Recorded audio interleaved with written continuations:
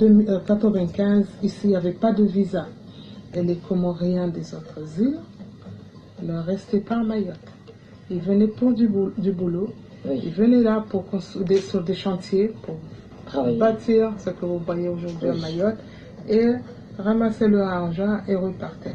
Mais depuis qu'il a commencé, que Balladur a instauré ce visa, c'est là qu'il y a eu un attrait, et que les Comoriens, du matin au soir, se sont retrouvés en situation irrégulière après avoir séjourné ici pendant des années pour certaines familles, après avoir fait des enfants à Mayotte, et se sont retrouvés irréguliers sur un territoire que eux, ils croyaient que c'était, ils croient et ils pensent toujours que c'est une partie de chez eux, parce qu'il y a toujours un lien familial.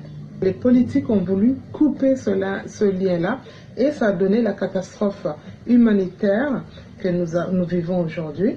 C'est les morts sur le bras de mer, sur les 70 km qui séparent Mayotte des autres îles sœurs, et le drame des enfants abandonnés, des mineurs isolés abandonnés, victimes de la lutte contre l'immigration comorienne à Mayotte, du lundi au dimanche, matin, midi, soir. On traque. C'est comme les nègres marrons.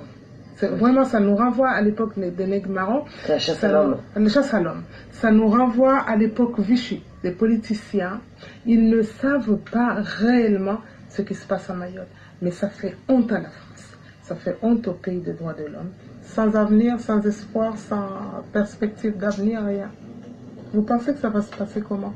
Ici, à Mayotte, et ailleurs, sur les autres îles, quoi. Ça va se passer comment? Les choses sont condamnées à être changées. Donc que nos politiciens, que la classe politique française, que la classe politique comorienne, et que les autorités locales, je veux dire les Mahorais, il faudrait que les gens puissent avoir des tables de concertation et de dialogue, et de discussion pour l'avenir de cet archipel-là, pour les uns et pour les autres, que les Comores en prennent conscience, mais également que nos frères et sœurs mahorais comprennent aussi qu'il y a des liens, qu'ils ont des liens historiques, qu'ils ont des liens familiaux. Alors nous allons rencontrer